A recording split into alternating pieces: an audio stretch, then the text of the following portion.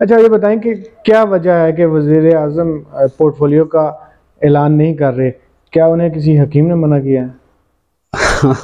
तो वो उनके मतलब सीनियॉरिटी पे या उनकी सलाहियतों पे तो हमें शक नहीं है। लेकिन अब ये अब देखें हो कि रहा है। लेकिन एक चीज़ देखें कि हम आज़ाद कश्मीर में तो शायद इतनी बड़ी मिसाल नहीं है, लेकिन हम नाम लिए बगैर कहें तो पाकिस्तान में कुछ सियासतदानों ने माजी में भी और माजी करीब में भी सोलो कासिम के अब्बा कह लेना। 2006 में सरदार अतीक अहमद खान, 2009 में सरदार मोहम्मद याकूब खान, 2009 में ही राजा फारूक अहमद खान, 2010 में सरदार अतीक अहमद खान फिर आज़ाद कश्मीर के वज़ीर आज़म बने थे। और ये आज़ाद कश्मीर के 2006 से 2011 के टेन्योर के चौथे वज़ीर आज़म थे। अब हालात फिर वैसे ही नजर आ रहे हैं, क्योंकि 2021 से अब तक 3 वजीर आजम बन चुके हैं। ये तो वही जगह थी, गुजरे थे हम जहां से। ये बाज़िल नकवी जो पीपल्स पार्टी के मेंबर असम्बली हैं और वजीर हुकूमत हैं, उनके इंटरव्यू के बाद ऐसे ही हालात बनते नजर आ रहे हैं। इस पर गुफ्तगू करने के लिए मेरे साथ मौजूद हैं तज्जिया कार सैयद नवीद बुखारी। लेकिन नवीद बुखारी से गुफ्तगू का आगाज़ करने से पहले आपको सुना दें कि बाज़िल नकवी साहब ने क्या कहा, पहले वो सुन लें। मेरी हुकूमत से, प्राइम मिनिस्टर से कोई डिमांड भी नहीं है और प्राइम मिनिस्टर से डिमांड करने का मैं हक भी नहीं समझता। मैं हक ये समझता हूँ अपनी पीपल्स पार्टी की आला क़यादत जो है उसमें हम इस वक्त 9 जो कैबिनेट के अंदर वज़ीर हैं और 10 में जो हमारे चौधरी लतीफ़ अकबर साहब वो स्पीकर असम्बली हैं। तो मैं ये समझता हूँ कि हमारे जो बुनियादी एग्रीमेंट था इस कौमी हुकूमत में शामिल होने का, वो एग्रीमेंट वायलेट हुआ है। वो वायलेट हुआ है एग्रीमेंट, और उसको अपनी मैं क़यादत को ये रिक्वेस्ट करूँगा कि अभी भी हमारे पास टाइम है। कल वक्त गुजर जाएगा और पछताने का फ़ायदा कोई नहीं होगा। तो हमारी क़यादत को चाहिए कि हमें पार्लिमानी पार्टी की मीटिंग करके जो स्टेक होल्डर हैं जिन्होंने इस हुकूमत का हमें हिस्सा बनाया, उनसे बात करनी चाहिए। अगर हमें वो बाइज़्ज़त तौर पे फीड करने में, हमें मुतमईन करने में कामयाब होते हैं, ठीक। नहीं तो पीपल्स पार्टी को अपनी लाइन लेनी चाहिए। और हमें, मेरे ख्याल में जी बुखारी साहब, ऊँट किस करोड़ बैठेगा? जी बिल्कुल, नवाज़िश भाई, आपने जिस तरह बताया कि बाज़िल नकवी साहब के इंटरव्यू से पहले मैं कुछ गुजारिश करना चाहूँगा कि जैसे आपने बताया कि 2006 से 2011 तक जो है 4 वज़राए आज़म उस अरसा में आए, तो अभी भी सूरत हाल कुछ वैसी ही है। तो अगर हम थोड़ा सा ये देखें कि गुज़िश्ता 2.5 साल के दौरान जो है एक सियासी आंख मचोली का सिलसिला जारी है। 3 वज़राए आज़म बन चुके हैं और अभी भी जो सेटअप बना है इसमें भी बड़ी गैर यकीनी सूरत हाल चल रही है। आज़ाद कश्मीर में जो है वज़ीर आज़म अनवारुल हक की क़यादत में जो मौजूदा सेटअप का हुकूमत बना है, इसको बने हुए तकरीबन 3.5 माह का अरसा गुजर चुका है। पहले 2 माह जो है स्पीकर कानून साज़ असम्बली के इंतखाब के हवाले से जी। और उसके बाद 1 महीना जो है वज़रा की हलफ बर्दारी में ही गुजर गया। बिल्कुल। और अब वज़रा के पोर्टफोलियो का मामला भी इल्तवा का शिकार है और नज़र ये आता है कि इसमें मज़ीद 1-2 माह लग जाएंगे। ऐसी बड़ी गैर यकीनी सूरत हाल जो चल रही है, तो इसमें आप ये देखिए कि आवाम ने जो है वो अपने वोटों के ज़रिए मेंबरान को मुंतखब करके असम्बली में भेजते हैं कि वो असम्बली और हुकूमत में बैठकर अवामी मसाइल हल करें। लेकिन यहाँ पे हुकूमत साजी का अमल ही मुकम्मल नहीं हो रहा और अब पोर्टफोलियो का मामला उसमें चला गया, तो अवामी मसाइल तो बहुत पीछे रह गए और असल मकसद जो है वो उससे हो गया। और ऐसी जब सूरत हाल बनती है किसी भी सिस्टम में, देखिए मादी में भी रवायात रही हैं, तो इसमें जो है सियासी जो इस्तेहकाम जो चाहिए होता है रियासत में, उसके लिए हम किसी तौर भी इसको खुशाइंद करार नहीं दे सकते। ठीक है, वो नहीं चल सकता। नहीं चल सकता बिल्कुल। और दूसरी जानब अगर हम देखें वज़ीर आज़म चौधरी अनवारुल हक साहब की बात करें, तो यकीनन वो एक सीनियर पार्लियामेंटेरियन है, तजर्बाकार सियासतदान है, बड़े दबंग किस्म के सियासतदान हैं। उनका अपना एक आज़ाद कश्मीर की सियासत में अपना एक मकाम, अपना एक किरदार है, जिससे यकीनी तौर पर हम इनकार नहीं कर सकते। और बिलखसूस आप देखिए आज़ाद कश्मीर की जो मौजूदा असम्बली है, इसके वो स्पीकर थे पहले, और स्पीकर की हैसियत से भी उनका जो है वो एक किरदार, हम मेरिट की बात करते रहे, उन्होंने बड़े फैसले की इस तरह के किए। और सबसे बड़ी बात जो ख़बरों में रही, आवाम में रही, सियासी हलकों में रही कि अपनी ही जमात के वज़ीर आज़म जो हैं सरदार तनवीर इलियास, उनके साथ वो बड़ा टफ़ टाइम उनका रहा। T20 खेलते रहे वो असेंबलीमैन के साथ। तो इसमें ऐसी सूरत हाल में देखिए कि अब जब वो ख़ुद वज़ीर आज़म बन गए हैं, वज़ारत उज़्मा के मनसब को फ़ायद होने के बाद जो है इब्तदा में सियासी और अवामी हलकों में ये तासुर था, ये उम्मीद थी कि मेरिट की बात करने वाले अनवारुल हक जो हैं और बड़े फ़ैसले, सख्त फ़ैसले करने वाले जो हैं, अब जब ख़ुद वज़ीर आज़म बन गए हैं तो यकीनी तौर पर इसमें काफ़ी बेहतरी आएगी। इब्तदा में अगर हम देखें तो उन्होंने जो है कुछ फ़ैसले किए, 15वीं तरमीम की आइनी तरमीम की मंजूरी जो इत्तेहादी जमातों के साथ मिलकर करना, इसके अलावा वफाक से फ़ंड उसका हसूल है, और इसी तरह इदारों और महकमों में मेरिट की और गुड गवर्नेंस की बात करना। और स्पेशली अब देखें जो एक चीज़ मुख्तलिफ़ हल्कों में ज़ेर बहस है कि ब्यूरोक्रेसी के हवाले से बड़े इक़दाम उन्होंने शुरू कर दिए हैं। अभी इब्तदा हुई है जिसमें हम देखते हैं कि अमजद परवेज़ साहब जो हैं बड़े सीनियर और बासर ब्यूरोक्रेट हैं, जिन्होंने मुख्तलिफ़ अदवार में मुख्तलिफ़ वज़राए आज़म बिलख़सूस राजा फ़ारूक हैदर जैसे एक सख्त एडमिनिस्ट्रेटर के साथ उन्होंने काम किया, लेकिन उनकी हैसियत अमजद परवेज़ साहब की अपनी जगह वो कायम रही। तो यहाँ पे वज़ीर आज़म आज़ाद कश्मीर ने जो है उनको भी ना सिर्फ हला दिया, बल्कि उनकी वजह से पूरी ब्यूरोक्रेसी इसमें हलचल मच चुकी है। आप ठीक कहते हैं, उनको बड़े गैर मकबूल महकमे में उनको ट्रांसफ़र कर दिया गया, और इस वक्त ये बात बहुत हल्कों में ये मानी रख रही है और इसमें ज़ेर बहस है जी। तो उम्मीद ये की जा रही थी कि वज़ीर आज़म आज़ाद कश्मीर जो हैं उनकी इस तरह आने से आज़ाद कश्मीर में बड़े इनकलाब आएगा। उनकी इब्तदाई जो उसमें लग रहा था कि इनकलाब की सूरत हाल पैदा होगी, लेकिन अब देखिए 15वीं तरमीम की मंजूरी के बाद जो हुकूमती सेटअप जो कायम होना था उसमें मुसलसल इतनी ताख़ीर होती रही है, और अभी तक जो है इल्तवा का शिकार है ये जो अपना वज़रा का पोर्टफोलियो का। तो इससे उनके लिए मेरे ख्याल में कोई हम खुशाइन नहीं करार दे सकते, वज़ीर आज़म के लिए मुश्किलात बन सकती हैं। ठीक है, तो आप बाज़िल नकवी साहब के इंटरव्यू को आप किस नज़र से देखते हैं? जी बिल्कुल, आपने जैसे पहले हमने बात की, नाज़रीन को आपने इंटरव्यू के कुछ हिस्से भी मतलब जात सुनाए। तो बादल नकवी साहब जो हैं एक बड़े वज़ादार किस्म के सियासतदान हैं, पीपल्स पार्टी आज़ाद कश्मीर के जो हैं वो मुतहरक रहनुमा हैं, इस वक्त वज़ीर हुकूमत भी हैं। उनका पार्टी में एक मुकाम है, उनकी राय जो है ना सिर्फ पार्टी बल्कि आज़ाद कश्मीर के सियासी हलकों में भी एक अहमियत रखती है, उसका एक वज़न है।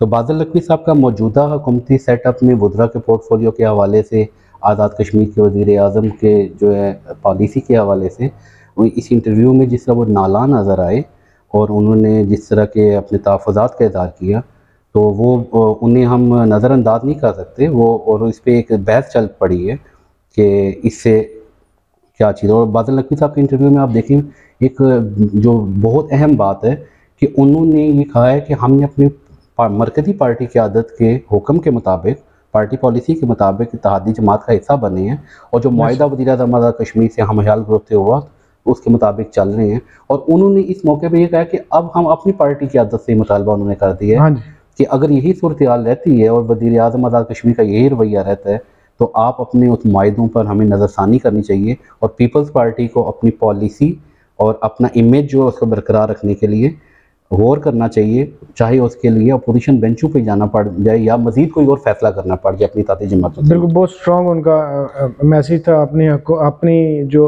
हुकूमत है उस हवाले से भी, जो उनकी पार्टी है पीपल्स पार्टी, और प्लस वज़ीर आज़म को भी मैसेज किया।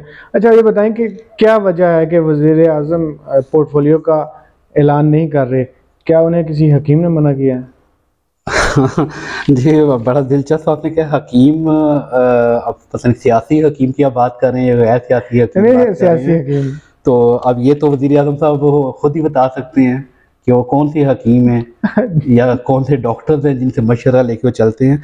तो बहरहाल आज़ाद कश्मीर में जो वज़रा का पोर्टफोलियो के मामले पर अगर आप देखें तो बज़ाहिर जो है वज़ीर आज़म आज़ाद कश्मीर की जो खामोशी है वो काफ़ी मानी है।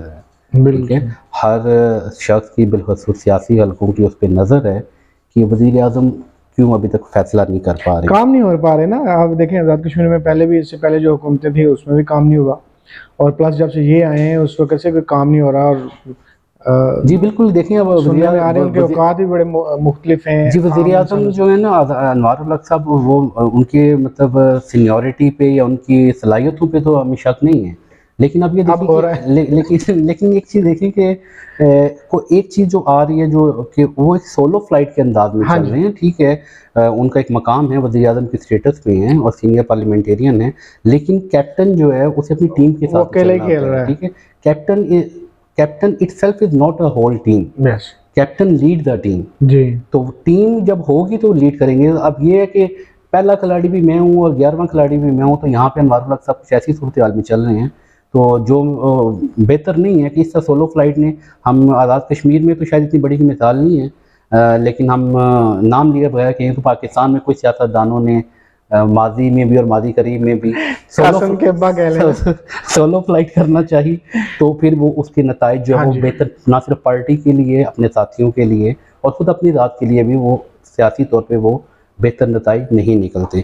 वज़ीर-ए-आज़म अनवारुल हक साहब का अगर हम आप बात करें तो मेरे ख्याल में जो है ना वो पोर्टफोलियो इसलिए नहीं देना चाह रहे कि अपनी पसंद के फ़ैसलों को वो तरजीह देते हैं और इस वक्त उनकी पसंद यकीनी तौर पर हम हयाल ग्रुप एक बड़ा ग्रुप लेके वो आए हैं, जिससे आज़ाद कश्मीर में तब्दीली आई थी और इत्तेहादी जमातों के साथ मिलकर हुकूमत बनाई। तो उसमें आप ये देखिएगा कि हम हयाल ग्रुप को वो उनकी मर्ज़ी के अहदे देना चाह रहे हैं, ना सिर्फ अपनी पसंद के बल्कि उनकी मर्ज़ी के, क्योंकि हम हयाल ग्रुप के वज़रा जो है अपनी वज़ारतें जो हैं पुरानी वो अपनी जेबों में लिए फिर रहे हैं, ठीक है, क्योंकि उसमें उनके बड़े मामलात थे। उस पर फिर हम पे बात कर सकते हैं कि उस दौर में उनके क्या मामलात थे, तो वो शायद वो उन मामलात को कंटिन्यू करना चाह रही हैं। तो उसमें वज़ीर-ए-आज़म को भी है कि मेरे साथी भी खुश नहीं, तो वो जेबों में वज़ारतें लेके फिरना जो है ना वो वज़ीर-ए-आज़म के लिए ना फ़ैसले करने में दुश्वारी है, क्योंकि इत्तेहादी जमातों का भी अपना एक प्रेशर है। ठीक है। लाज़मी बात उनके साथ मामलात तय हुए हैं, तो उसमें फिर कई जगह आप कंट्राडिक्ट आ रहे हैं, वज़ारतों पे इश्यूज़ आ रहे हैं, मनपसंद और तगड़ी वज़ारतों पे जो है ना सही। वो। तो आप कहते हैं कि अभी भी वज़ीर-ए-आज़म आज़ाद कश्मीर के इक़्तिदार पर खतरे की जो तलवार है वो लटक रही है। जी, खतरे की तलवार लटक रही है या खतरे की तलवार लटकाई जा रही है, ये तो अब आने वाला वक्त बताएगा कि बादल नकवी साहब ने जो बात की है, तो ये मैं बताऊं कि ये एक बारिश का पहला कतरा है। कि जैसे मैंने पहले भी गुजारिश की है कि बादल नकवी साहब के इस तरह से उनका तहफ़्फ़ुज़ात का इज़हार करना बड़ा मानी रखता है, और इस पे अब ना सिर्फ मुज़फ़्फ़राबाद में बल्कि हमारी इत्तलात के मुताबिक इस्लामाबाद में भी आज़ाद कश्मीर की सियासी क़यादत का भी एक जो है वो मेल मिलाप शुरू हो गया, तेज़ हो गया। पाकिस्तान पीपल्स पार्टी आज़ाद कश्मीर के सदर चौधरी यासीन साहब काफ़ी मुतहर्रिक हो चुके हैं, उन पार्टी के रहनुमाओं से मुलाकात, मुस्लिम लीग नून के हलकों में शाह गुलाम कादर और बाकी जो लोग हैं उनके भी चल रहे, और ना सिर्फ आज़ाद कश्मीर की सियासी क़यादत यहाँ पे इस्लामाबाद में अपनी मरकज़ी क़यादत से भी अपनी पार्टी के वो लोग राब्ते में हैं और रिपोर्ट्स पहुँचाई जा रही हैं। तो हमारी इत्तलात के मुताबिक जो है इस वक्त जो इस तरह भी सूरत हाल जो पैदा हो चुकी है आज़ाद कश्मीर में, इसमें हमारी इत्तलात ये है कि मुस्लिम लीग नून और पीपल्स पार्टी आज़ाद कश्मीर जो हैं वो इत्तेहादी जमातों के साथ जो वज़ीर-ए-आज़म ने मुआहिदा किया हुआ था, अगर उसकी खिलाफ वर्जी जो मुमकिन नज़र आ रही है उस सूरत में जो है वो बड़े और सख्त फ़ैसले करने के लिए भी तैयार हो रही हैं। इस बारे में भी मुशावरत शुरू हो चुकी है, और इस सूरत में जो है ना उनका ये कहना है कि दोनों जमातों में ये बातें चल रही हैं कि वज़ीर-ए-आज़म ने अगर मुआहिदों की पासदारी ना की तो उनके साथ इस तरह मज़ीद चलना मुश्किल होगा। तो अब अगर हम ये कहें कि अगर इसका मतलब है कि मुस्लिम लीग नून आज़ाद कश्मीर में और पीपल्स पार्टी जो है वो अपोजिशन में जाएगी, तो यहाँ हमें थोड़ा सा देखना चाहिए, सियासत में कोई चीज़ हरफ़े आखिर नहीं होती, ठीक है। सियासी जमातों के आपस में राब्ते भी रहते हैं, हमारी ये भी इत्तलात हैं, ठीक है। वाक़फ़ान हाल का भी ये कहना है कि इस वक्त PTI जो अपोजिशन जमात है, बैरिस्टर ग्रुप और हम इवन कि हम हयाल ग्रुप के भी चंद अहम वज़रा के साथ पीपल्स पार्टी आज़ाद कश्मीर और मुस्लिम लीग नून के राब्ते तेज़ हो चुके हैं इन 2-4 दिनों में। जी जिनको वज़ारतें नहीं मिल रही, तो हम ये कह सकते हैं कि जहाँ वो अपोजिशन में जाएंगे जा सकते हैं, तो ये भी तो हो सकता है कि एक दफ़ा फिर अदम एतमाद आ जाए और वज़ीर-ए-आज़म ही तब्दील हो जाए, क्योंकि हम हयाल ग्रुप का पलड़ा भारी है, तो अपोजिशन PTI बैरिस्टर ग्रुप और जैसे आपने कहा कि जो वज़ारतें ना मिलने वाले जो हम हयाल ग्रुप वाले हैं, तो वो उन्होंने भी कुछ लेना। तो आप क्या लगता है कि वज़ीर-ए-आज़म घुटने टेक देंगे या गर्दन कटवा देंगे? जी, वज़ीर-ए-आज़म अनवारुल हक साहब का अगर मिजाज, रवैया और सियासी जो उनके जितना भी उनका बैकग्राउंड है वो देखा जाए, और उनके करीबी हलकों का भी ये कहना है कि वो बड़े बासूल आदमी हैं, बड़े सख्त फ़ैसले करने वाले हैं, और जब अपने फ़ैसले करते हैं उन पे डट जाते हैं। ठीक है। उनकी सियासी तारीख में देखें तो फिर वो यू टर्न अपने साबका लीडर की तरह नहीं है उनकी। तो उसमें अब सूरत हाल में ये नज़र आ रहा है कि उनके करीबी हल्कों का ये कहना है कि वो अपने फैसले अपनी मर्जी से करेंगे, किसी ब्लैकमेलिंग में नहीं आएंगे। और अगर ब्लैकमेलिंग की कोशिश की गई, उन पर दबाव बढ़ाया गया, तो वो असेंबली कुर्बानी दे देंगे, वो असेंबली तोड़ने से भी दरेग नहीं करेंगे। अच्छा। और अभी 2 दिन बाद स्पीकर कानून साज असेंबली ने इजलास की तलब कर लिया है, तो वही हिकमत अमली नज़र आ रही है जो अनवारुल हक साहब ने बतौर स्पीकर अपने साबिक कायद जो हैं तनवीर इलियास साहब के आखिरी दौर में असेंबली इजलास को कंटिन्यू कर किया था। तो शायद वो सियासी हिकमत अमली इत्तेहादी जमातों को भी कर रही हैं। और अगर असेंबली तोड़ने जैसे इकदाम से गुरेज नहीं करेंगे बकौल उनके करीबी हल्कों के, तो दूसरी तरफ ये भी ध्यान में रखिए नवाजिश के इत्तेहादी जमातें जो हैं वो बड़ी जमातें हैं, उनका एक बड़ा रोल है, तो वो खामोश नहीं बैठे, वो अपने कार्ड ज़रूर खेलेंगी। और जो नज़र आ रहा है कि मुझे ये नज़र आ रहा है कि शायद अदम एतमाद की सूरत कोई बनाई जाए, कोई ऐसा माहौल बनता नज़र आएगा, तो आने वाला वक्त वो बताएगा किस तरह से।